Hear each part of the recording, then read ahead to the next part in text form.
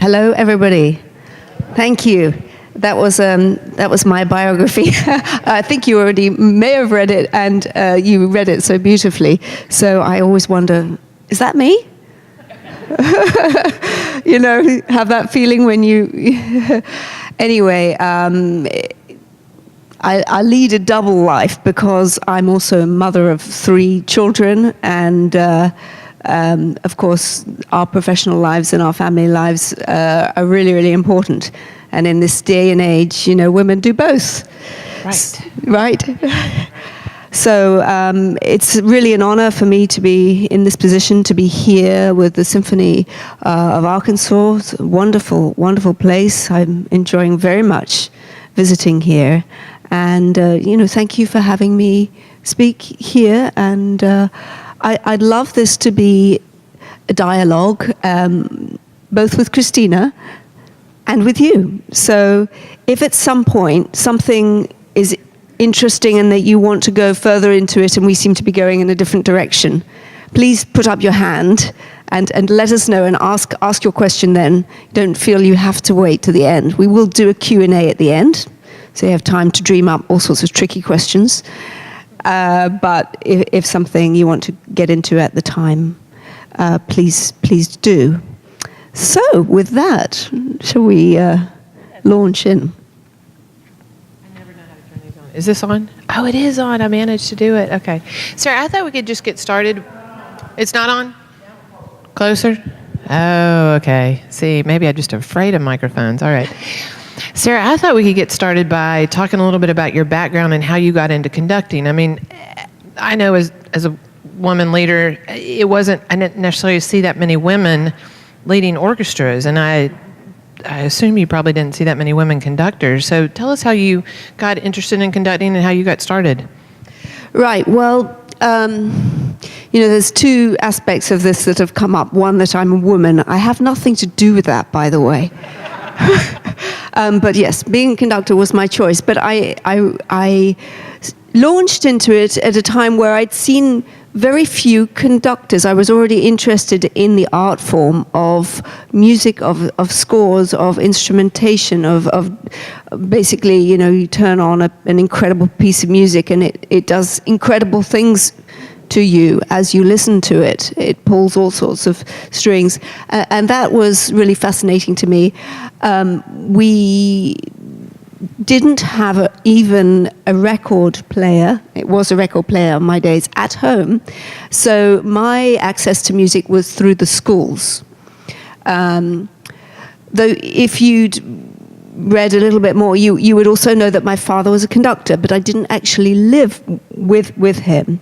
And I was intrigued to learn as many different instruments as I could. So as my mother would let me, and she would make me practice as well. So, you know, the deal was if you pick up another instrument, you have to practice it. And so there was times in my teenage years where I really came home and all I did was practice, eat a little, you know, and go to bed. So it was from a very, very early age that I was inspired by when we did have a record player when I was very young in Australia.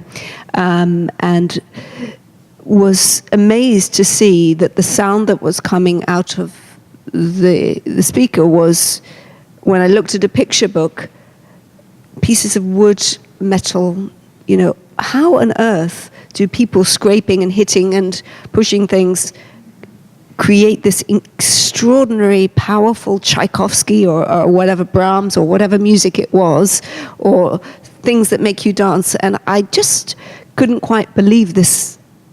It's like a miracle, and trying to figure out how that works, how it takes place. So this quest for learning instruments was a thirst, and I was about 16 in our school. Orchestra got to go to London and see a concert, and I was able to watch a couple of conductors, and one of them was a female conductor. And so, you know, I didn't think twice about, you know, whether it was a profession for women or not. And so I saw a man conducting, I saw a woman conducting. I saw my father when I went to visit him in Germany, who was also had been studying conducting, moved into that very late in his career, started when he was in 30 after doing neurophysiological studies and science, switched back to music. So really,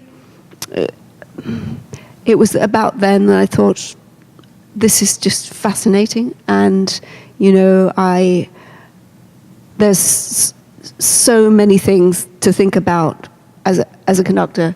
What you're doing is connecting music, connecting people, performing people with audiences, and it just really started to blow my mind. And then, of course, the study of each and every composer is like a study of one human being, one person, to get to know Tchaikovsky through his music, and so many different composers. So it was hard not to get pulled really deeply into it. Once I started to study it, that was really my path, and I thought, I'll keep doing this until somebody tells me I shouldn't be doing it. And it didn't happen, so yet. So where did you study? Once you found your thirst and never wanted to stop, where did you go to study? So the first thing I tried to do was ignore my father's advice. He suggested, you're a great violinist, you should go study violin. And actually it was my computer science teacher that I listened to, who said, well, logically speaking, if you want to be a conductor, the place to go and conduct is where they don't train musicians with the highest level of conductors, because you won't get on the podium. Go to somewhere like where you can really engage with people who love music, who don't necessarily study it. So Oxbridge is a great place for you to look at. There are hundreds of orchestras there. You can put your own band together. And basically, I took that advice and I started studying for the exams to get into Oxbridge. And I was able to go to Oxford, start my own choir, start my own orchestra within a year, run the university orchestra, be the concertmaster of the other university orchestra, and kind of just get really involved. From there, I went to Guildhall School of Music, which is where my father and my grandfather actually studied as well. And all the while, I was looking for who were the great conducting teachers, because, as I explained, I wasn't really getting lessons as such. And I was able to take summer study with somebody called George Hurst at Camford, which was a wonderful summer school in conducting. But the legacy of Otto Werner Müller in the United States was very profound, and he was one of the greatest living teachers, former music director of the New York Philharmonic, for example. Alan Gilbert was one of his students, and he's created many wonderful. He picks good students. He always would say, if you pick a weed, it's going to be a weed. But you pick a nice bud, and you water it, and you give it everything it needs. So I was able to study with 4 years in the U.S. From 96 to 2000, both at the Curtis and the Juilliard School of Music for 4 years. That was a very intense time. Yeah. Now, I know one of your jobs has been assistant conductor of Cincinnati Symphony. When I think of assistant conductor, the job is a lot harder than it sounds. Would you describe a little bit about what that would be like? So to get to the point of assistant, you have to prove that you can get up and conduct those musicians. So the audition process, you would be qualified to be able to stand in front of Cincinnati Symphony Orchestra. So it's an incredible honor. But then you spend most of the time not conducting the Cincinnati Symphony Orchestra. You sit in the hall, and every conductor that comes in, you learn their program just in case, they would get sick or... So I found that Cincinnati Symphony Orchestra is a very busy orchestra. Okay, they have a full classical series, and they have a pop series, and they have Cincinnati May Festival, and they had a summer series at Riverbend. And basically, 6 days a week, they're either rehearsing or doing concerts. And their day off, I get to go and train my orchestra, which was the Youth Symphony, was a marvelous symphony, be music director of the Youth Symphony of Cincinnati. So mine was a 7-day-a-week, and having to be prepared for any one of those programs, which meant that I had probably more programs to learn than any one of those conductors in a way, because the orchestra plays. I had to learn as much as the orchestra itself did. And some of that repertoire I had learned, some of it was new, and so I had a lot to learn and keep up with. And of course, conductors never get sick. So, except for you told me a good story. Yes, well, I was telling her a story. I worked for the Cleveland Orchestra, and the Cleveland Orchestra's music director is Franz Felser-Most, and he lives in Austria most of the time. And so Franz got a sinus infection, and he wasn't allowed to fly. And so the assistant conductor got to conduct the Cleveland Orchestra on their Masterwork series, and he got all these rave reviews. The Beethoven 7 was phenomenal. It was phenomenal. But of course, everybody was like, oh, can he do it? Can he possibly do it? And then he got these great reviews, and then his career kind of took off after that. So it's helpful if they get sick. Yeah, we're way too healthy these days. I mean, it used to be that the conductor was the concert master, right? If we look back, they played and they get up and they tap their stick and everybody, follow and then go back to so leadership from the keyboard and from the instrument itself.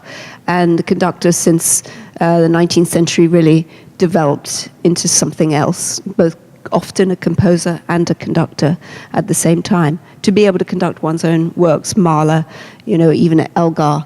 And now it's a little bit different. I'd often dream about having time to compose, but I don't see where the extra time is going to come at the moment with the scores that I have to learn, and then also having a family. So it was a 2-year really eye-opener, and in a way it capped off my 12 years of study to become a conductor, from when I started at Oxford to when I left Cincinnati. And I was really, really thirsty to get on with something. And actually, I wasn't sure after all this whether I was making enough difference sitting in the hall and being ready. I felt like I had more purpose, and actually I was thinking about becoming a music therapist, because I knew that music had really, really important benefits, health benefits, and made a difference for those people who, either struggled with language or Alzheimer's or whatever it was. That my aunt in Cyprus was a music therapist, and I was thinking about doing that when the phone rang. And somebody said, well, the music director's leaving in El Paso. Would you be interested in that job? And at the same time, I got an audition with the Spartanburg Philharmonic. So I left Cincinnati, went back to England, and applied for jobs, which is a hard thing to do, because, every job, there's 200-300 applications for a conducting position. So I took those auditions, and somehow things worked out in 2005, and I won both jobs at the same time, and moved back to the US and started my career in fullness. I'd already been doing guest conducting and working with Tan Dun, a Chinese composer, around the world, training choirs for him, because he was too busy to be at the rehearsals. So it was, it sort of sometimes feels like a public service role, especially when I do more things that are way different than conducting as part of the job of being a conductor.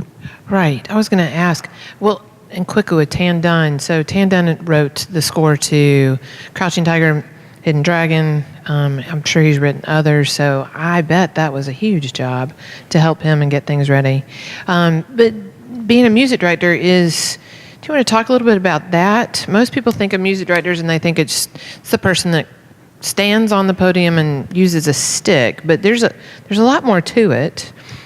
Yeah, absolutely. So obviously, I think that the music director has the artistic vision and plans to be able to mold the artistic direction of an orchestra. And that can be anything from dreaming up, incredibly inspiring projects, to commissioning new music, to figuring out what is going to help synergize in the community to be able to give more accessibility to music, to being able to be an advocate for the arts, not just music, to being present at as many places as one can speak to the benefits of the arts and music. So, an advocate.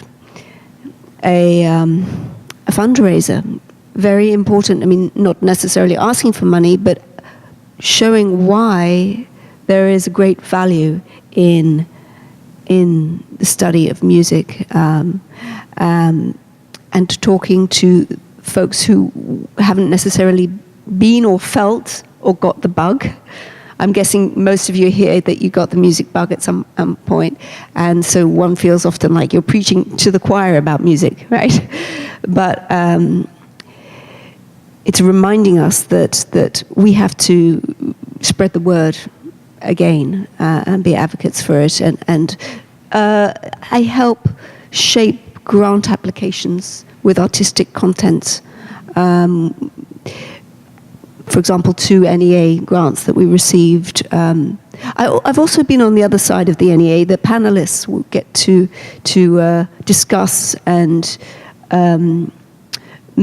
show the merit and excellence in the projects, and that's a very interesting side. So that's, again, as part of the role of understanding what is going to be successful and compelling, not just to the NEA, but also to one's own community in the field of creating projects that are meaningful and resonate with their own community. So part of being a music director really means knowing that community, knowing important information about who makes up that community, which community we're tapping into or we're not, which schools are in need, how we can raise money for those who don't have the programs that are extremely important to have music in the schools. And the problem often is that music, as I was telling the students, doesn't have big dollar signs at the end. In fact, we have to spend a lot of money to make music, classical music, perpetuate in the future. Well, why is it worth it? Why is this more important than folks who are homeless or, it's a big subject. But I just pulled up one of my favorite things is to research is music in the brain, and I just pulled up this thing. There's one of the most recent neuroscientist researchers that they use these machines called fMRIs and PETs, the functional magnetic resonance machine, and the positron emission tomography that shows the mapping of the brain when you do certain things. So, if you give somebody a mathematical thing, you can actually see the brain light up when, and then reading a sentence, you can see another part of the brain light up. The extraordinary thing that they have found is that when they listen to music, both sides of the brain are lighting up, both the internal emotional side and the exterior right and left brain making connections. And then way beyond that is when somebody starts to play an instrument. And they show that all of the paths connecting back and forth are going extremely fast back and forth. The whole thing is a light. There are zigzags and pathways and neural kind of connections that are just mind-boggling, not happening in any other thing like sport or any. They haven't. They're looking for it.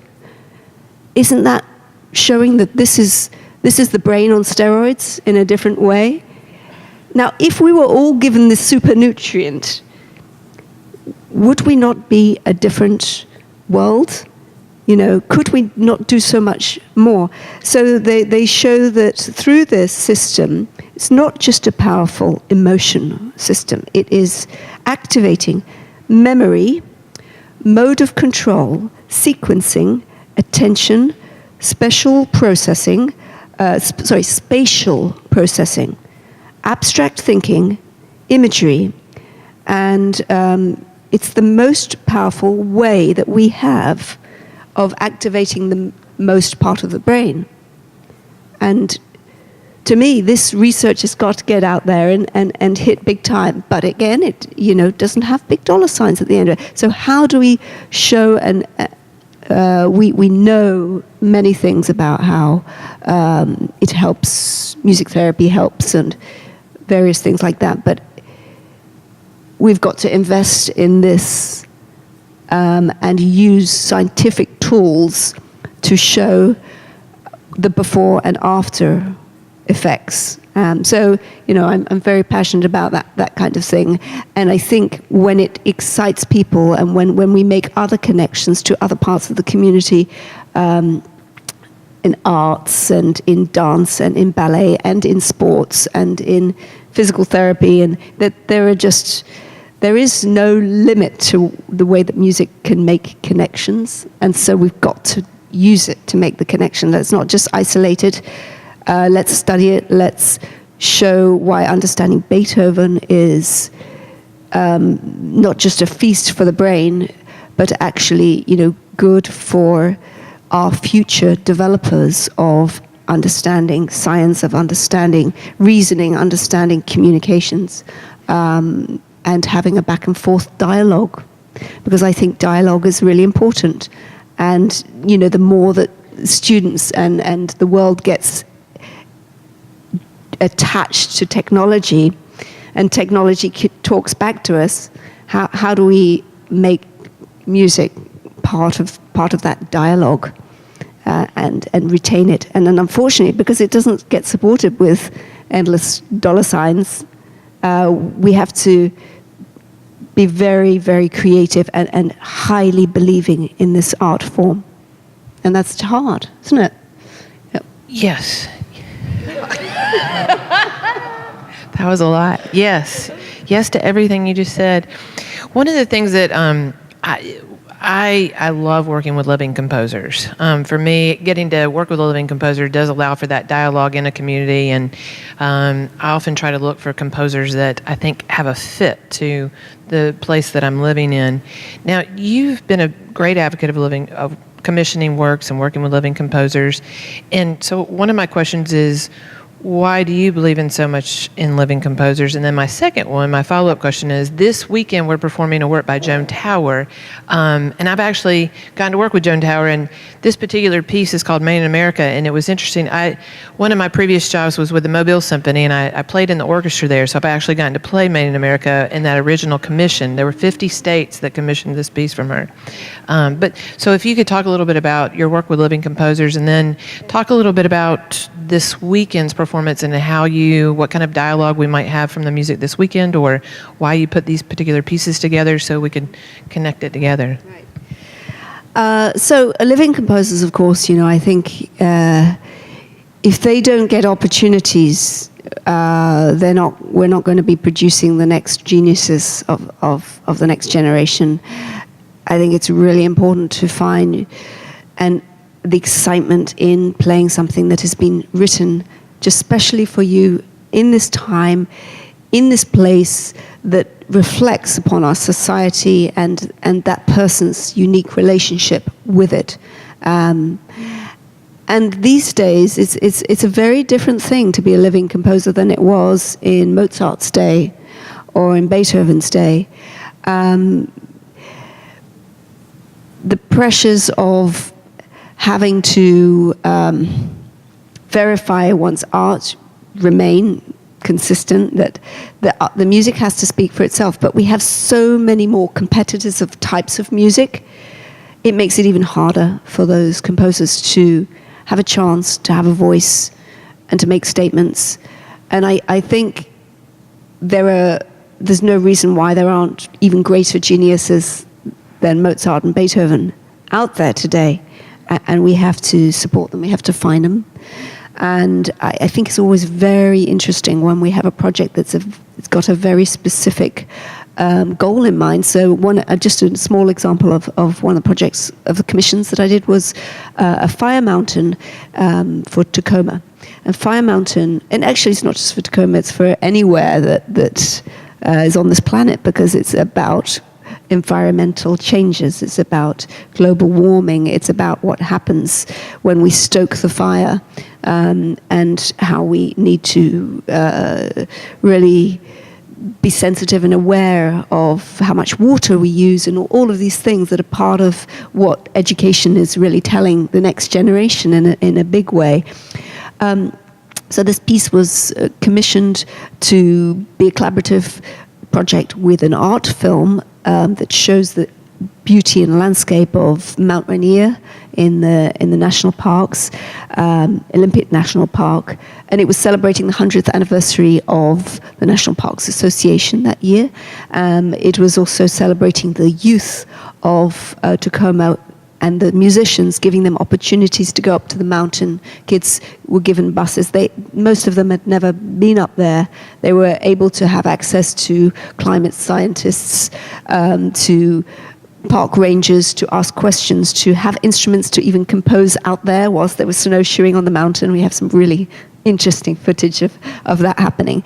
And basically open their minds to all the possibilities and the connections that they would see then at the end of it, how a piece of music had been inspired and created based on all of these different things that were happening, both in science, both in the weather, and with glacial melting and the changes over the years.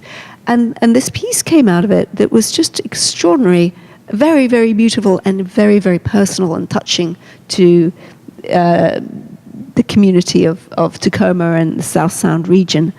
So much success that we had to do it again, and we hope to be able to record it as well and make it accessible. So that was just one example, and that was funded by the NEA. That was a very wonderful project. This weekend we have a really important piece of music by a female composer, and I think the more I do female composers, the more I'm looking back over the 200-300 years of how women were not really approved to be out there on the stage, were not approved to be composers. And then, researching things like Bach and Mozart and who helped him in some of those pieces. And there's quite often a woman on the scene who's just as an accomplished musician.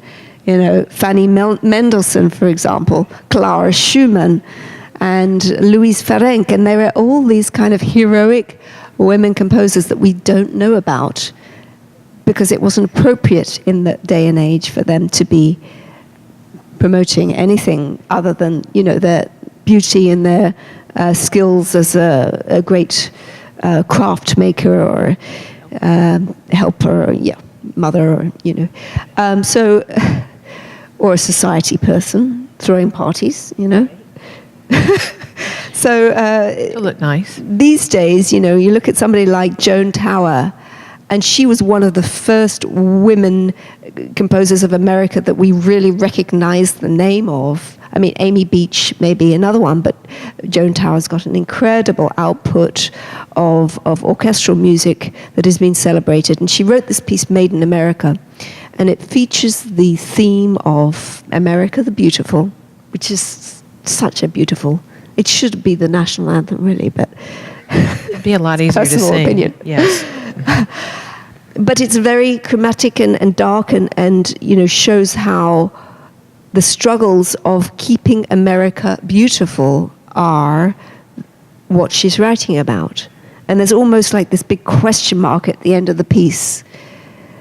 And, you can see how that piece can be relevant then, it can be relevant now, it's going to be relevant for the next generation and the next generation. And it also is extremely beautiful. So she's writing about her homeland, and the other composers that are on the program are also really writing about their homeland and the people that are most important to them. Right. Can you tell us a little bit about the Smetana, the Moldau, or you're running by she was showing me these pictures of running on our Little Rock River, on our Arkansas River, and how that was connected to this music that we're going to hear this weekend. Can you tell tell us a little bit more about that? Sure. So the Smetana, we perform 2 movements from a work that he wrote called Mavlast, My Fatherland. And so the theme of celebrating one's land and the beauty of one's land is not just in the Made in America by Joan Tower. It's very much in this tone poem, which is a series of 6, but we only play 2. The others are also extremely good. The Moldau is the river there, and that's a beautiful work. It describes how 2 small brooks become one gushing river, and the music, swells up and wells up as the waves and current floods into this great river. And walking over here and seeing that spectacular river you have here, it really resonated with the music that we're playing with the Moldau. And the beauty of that river, stunning. And then it passes the castle of Vishrad, and that theme from Vishrad is appearing in the Moldau. So this amazingly old, historic, and I was thinking of the rock, being that great castle. And then the next movement that we play is Sharka, and it's about women warrior who... It's not a pretty story, but I'll tell you anyway. With her desire to have vengeance on a broken heart, on the man, or symbolism for men that broke her heart, she allows herself to get tied up to a tree, and in doing so, this is by maybe the natives tie her up, and she's off. Maybe I don't know what's going to happen to her later, but fortunately for her, unfortunately for them, the knights come along, the prince and his troop, and the music becomes very elegant, at that moment, and you can sort of hear the galloping of the little horses, and he spots her, and he has to save her, and he falls desperately in love with Sharka, which was the plan all along. And she gets rescued, but in the meantime, of course, they have to have a little party, and there's a polka, and they drink a lot, and before they untie her, they sort of collapse in a heap, drunk. And she doesn't quite get saved, but she's somehow able to produce a fantastic horn call, which David is going to play, David Renfro, and her maiden warriors hear her, and they come rushing to save her. They let her escape, and they slay all of the men. That's the end of that. But anyway, I just have to tell you, because you're a runner, I was running along back across the bridge, and I was listening to this new version I never had heard of the Sharka. Running, and it's the end of the run. You shouldn't really rush it, because you have to save yourself for the podium. Right. But the music was just carrying me forth. It was just that powerful rush of the women warriors into the end of that piece. This so exhilarating and so much energy. It was hard to stop myself. I had to. Fortunately, the piece ended in time for me to not trip or fall. And then on the second half, you want to hear about the second half too, or shall I take a breath? Well, I was going to ask, so thankfully we don't end with a slaying. There is a second half to the show, and the second half is the Elgar Enigma variations, and that happens to be one of my favorite pieces of music of all time. And one of the movements in there is Nimrod, and Nimrod is definitely in my top 2 pieces that I just love to listen to, and it's one of the movements that I listen to when I'm feeling most anxious or most distressed, and it always has inspired me, and I'd love for you to tell. I learned more about it last night when I had dinner with you, and I'd love for you to share more what they're going to hear in the second half.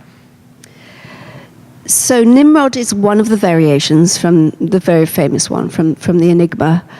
And when Elgar was writing the Enigma variations, he was also going through a great period of self-doubt.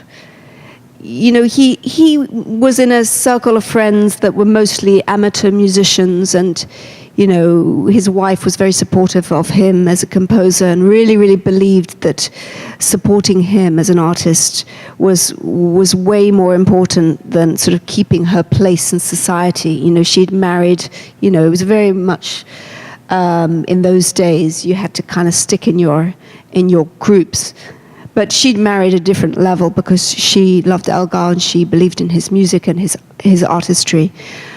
But he often felt that other people didn't really get it, or he wasn't really that good, or, you know, and he writes this about all of his friends. And when he's writing, before he started, the idea he came back from some class and he'd been teaching violin students all day, for better or for worse, and came away with this kind of little thing. And, you know, his wife goes to him and says, you know, you need a cigar, dear.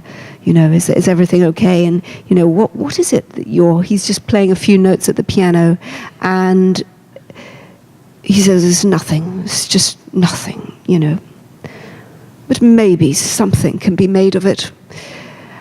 Anyway, so he's quite desperate, and, you know, he starts to joke around and plays a form of it in the style of one of his friends, and, you know, so they have a little joke, and out of it comes all of these variations, the different characters and people he knew, all of them very passionate about music.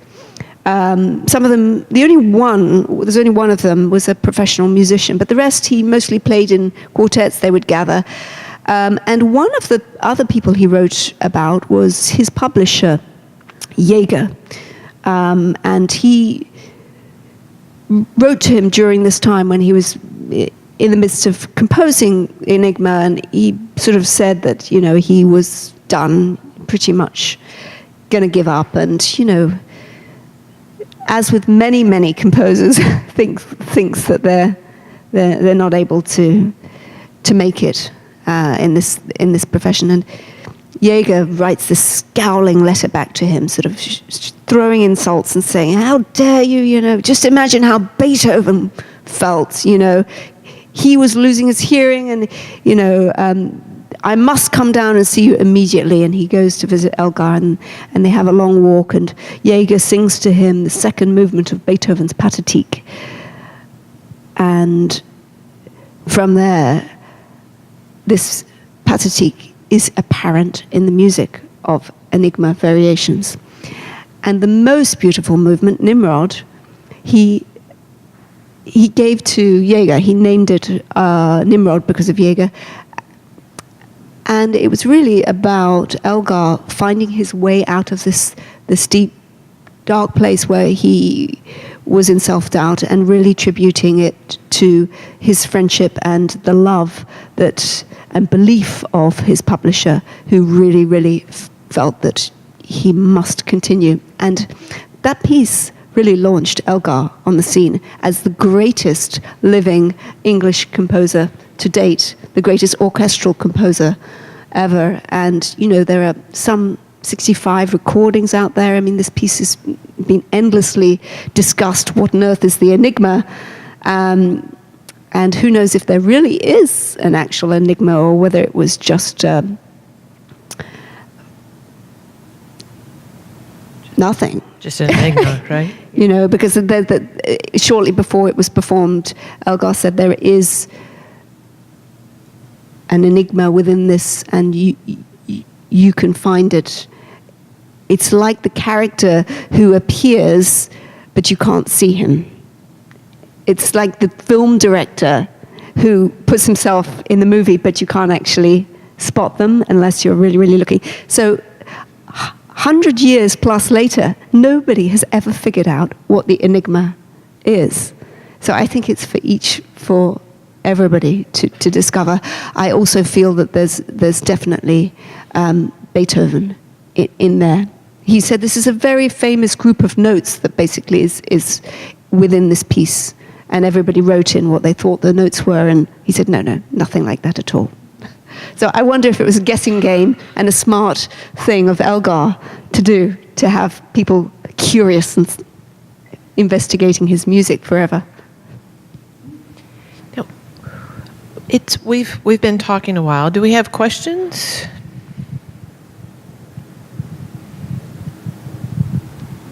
Wait, let me get a mic to you. Yes, you mentioned the balance of family life and music. Could you elaborate on that? What was it like, early stages, middle stages, late stages of just balancing a career of travel and family? So my children are 8 and 10 now. So I think middle, early. I don't know how long they're going to live. Maybe it's early. One never gives up being a parent. and it was very unique challenge for me and for us because I wanted to be with my children as much as possible.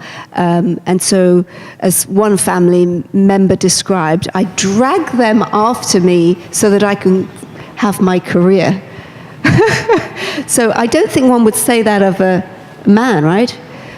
But anyway, the kids have had the most amazing opportunities to travel, to be looking at things from many different perspectives. I think it's been a gift for them. It's given them a chance to think that there is no such way that one must do things, and that you must find your own path.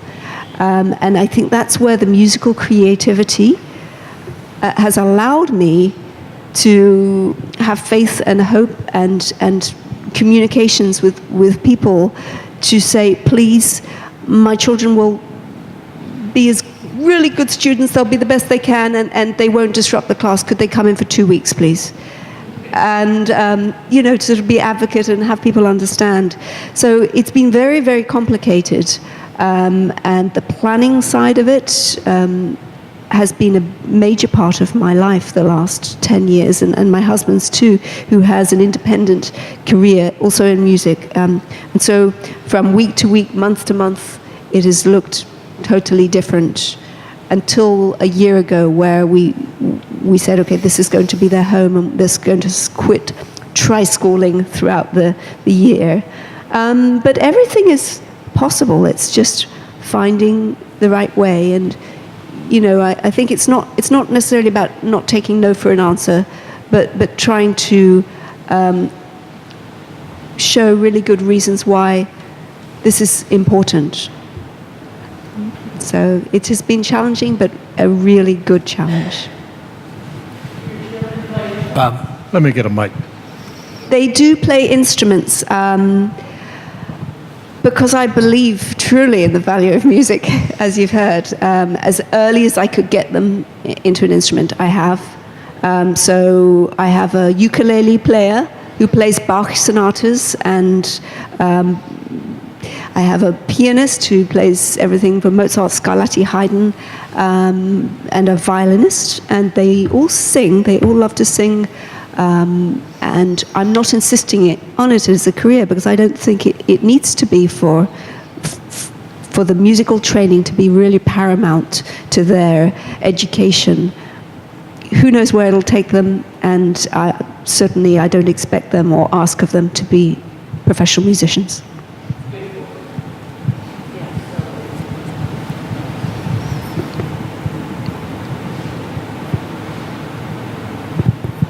I didn't quite catch where your home is now. Which country are you living in? And I'm living in the United States, and my home... In where? In the United States of America. Oh, right. And my home is in Tacoma right now. Oh, right. But I also have a home in Connecticut, because my husband is still teaching in Connecticut 2 days a week at Yale. Oh. So we still have a very complicated travel schedule. Yes. And life. I was in Sweden 3 weeks out of 4 last month, and I'm here now, and he's there. And when I go back, he'll go and teach, and then we'll get together for a wonderful Thanksgiving and be thankful for being together. That's a nice thing. Good. Will you all play music together? We have. We do it occasionally. It's a very time-consuming thing to coordinate and orchestrate a ukulele, a piano, a violin, a trombone. But we have done it, and we're going to do more of it. Again, it's amount of time that we have. So yeah. Last one. You said that you learned several instruments when you were young. What instruments do you play? I did play to a fairly high level piano, violin, and French horn, and I studied also viola. I studied for a semester saxophone. I was not good. I studied singing, and I sang quite a lot. So I'd say 4 primarily. And I can pick up a few other instruments and make them work. And I think that's a really important part of being a conductor. The other part I didn't talk about is you really have to understand the musicians and their instruments and how they make music and how their line works together with that. So playing as many instruments as possible, I think is very helpful. And playing in an orchestra. As I grew up, I played in the National Youth Orchestra of Great Britain and the Chamber Orchestra, and I played various different instruments in different orchestras. I even played timpani once in an orchestra at college. So that perspective, I can't tell you, who's more powerful, as the timpanist or the conductor? You know? I really enjoyed that. Well, thank you all. Christina, Sarah, thank you so much for that. And please go see them this weekend. And we'll see you at the next one. Thanks. Thank you. Thank you.